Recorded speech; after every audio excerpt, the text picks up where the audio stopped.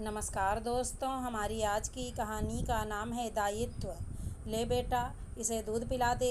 शालिनी जी ने अपनी बेटी साक्षी से कहा, जो कि अस्पताल में थी और थोड़ी देर पहले ही माँ बनी थी।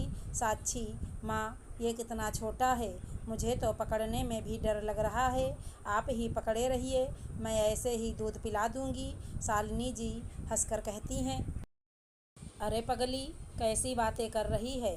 मैं अभी तो इसे पकड़कर दूध पिलवा दूंगी, पर हर जगह हर काम के लिए मैं तो नहीं रहूंगी ना। फिर जैसे तैसे साक्षी बच्चे को दूध पिलाकर वापस मुन्ने को अपनी माँ को थमा देती है।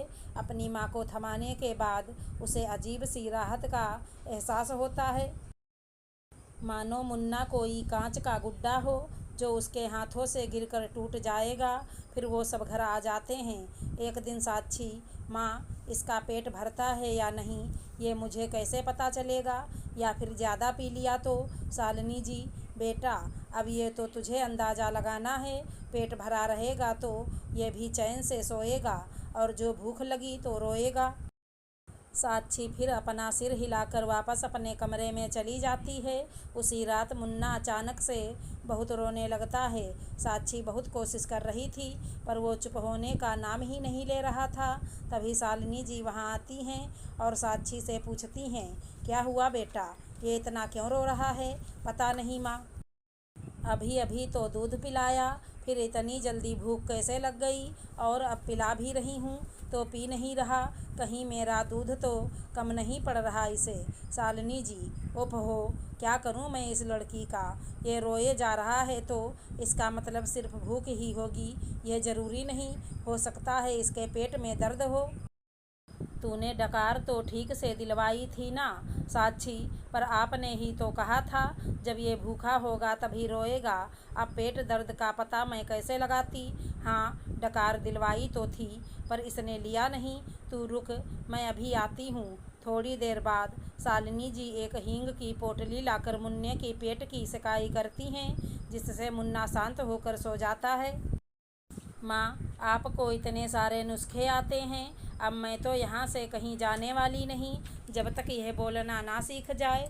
क्या पता कब क्या हो, और मैं तो बस सोचती ही रह जाऊँ। मेरी सास तो फिर मुझे ही बुरी माँ घोषित कर देंगी, पर तेरे ससुराल वाले जब तुझे लेने आएंगे उनसे क्या कहेगी। क्या कहूँगी, जो सच है वही कहूँगी। मैं तो अकेले इसके साथ अभी नहीं रह सकती।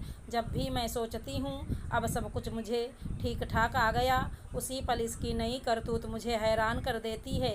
सच कहूँ मम्मी, पहले तो लगता था ये कब बाहर निकलेगा, थोड़ा चैन मिलेगा, पर अब लगता है ये अंदर ही भला था। शालिनी जी हंस पड़ती हैं और कहती हैं, हे भगवान, इसको माँ तो बना दिया आपने, थोड़ी सद्बुद्धि भी दे देते। धीरे धीरे समय बीतने लगा और साक्षी दिन ब दिन अपनी माँ पर ज़्यादा निर्भर होने लगी। उसके ससुराल वाले बुलाते बुलाते थक चुके थे और फिर उन्होंने बुलाना ही छोड़ दिया। पर साक्षी को इस बात की कोई फिक्र नहीं थी। शालिनी जी का भी समझाना उस पर कोई प्रभाव नहीं डाल रहा था। फिर एक दिन शालिनी जी बोली, बेटा, कल मैं तेरी नानी के यहाँ जा रही हूँ, वो बहुत बीमार हैं, इसलिए यहाँ दामाद जी को रहने को बोला है। तू कुछ दिन सब कुछ संभाल लेना। पर माँ, मैं अकेले सब कुछ कैसे, और कुछ गलत हो गया तो फिर सभी मुझ पर बरस पड़ेंगे। देख बेटा, मैं तेरी माँ होने के साथ साथ तेरी नानी की बेटी भी हूँ, उनकी तरफ भी मेरी जिम्मेदारी है। और वैसे भी इतने दिनों तक तूने सब कुछ देखा तो सही, अब वहीं करने की बारी है। एक बात याद रखना, तू जो भी कुछ करना एक माँ के नज़रिए से करना, ना कि लोग क्या कहेंगे यह सोचकर। तू कुछ भी कर ले, कुछ तो लोग कहेंगे, और अगर यही सोचती रही तो फिर ना अच्छी माँ बन पाएगी और ना ही अच्छी बहू और पत्नी। अगले दिन शालिनी जी चली जाती हैं और साक्षी का पति यश वहाँ रहने आ जाता है। माँ के ना होने से साक्षी पहले पहल तो बहुत परेशान होने लगी, पर फिर धीरे धीरे वो स्वाभाविक तौर से सब कुछ संभालने लगी। इन सब में उसे यश का भी पूरा साथ मिला। शालिनी जी की अनुपस्थिति में वो सब कुछ अकेले संभालना सीख गई थी। कुछ दिन बाद शालिनी जी जब लौटती हैं तो देखती हैं साक्षी अपना सामान समेटे उनका इंतज़ार कर रही है। माँ, मैं अपने घर जा रही हूँ। आपके ना होने से मैंने अपना दायित्व निभाना सीख लिया और साथ में ये भी जाना, बच्चे को उसकी माँ के साथ साथ उसके पापा का भी प्यार चाहिए होता है। बच्चा तो उनका भी है, तो मुझे क्या हक है इसे इनसे दूर रखने का। शालिनी जी बोली, चलो देर आए पर दुरुस्त आए। मुझे भी अपनी माँ के पास रहने का समय मिल गया।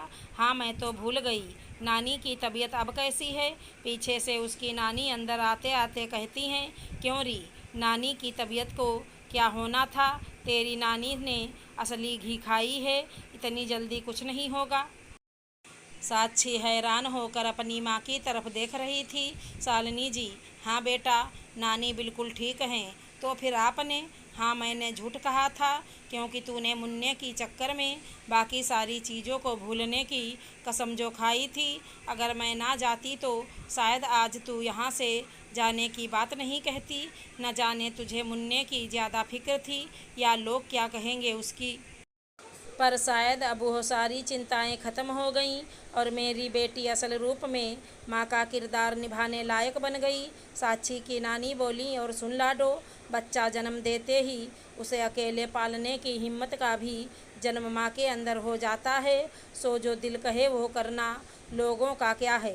2 दिन कहेंगे फिर चुप भी हो जाएंगे, क्योंकि माँ की मेहनत देर सबेर सबको दिख ही जाती है। फिर साक्षी अपनी माँ और नानी को गले लगकर खुशी खुशी अपने ससुराल चली जाती है। अगर हमारी कहानी पसंद आई हो तो चैनल को लाइक शेयर सब्सक्राइब करें।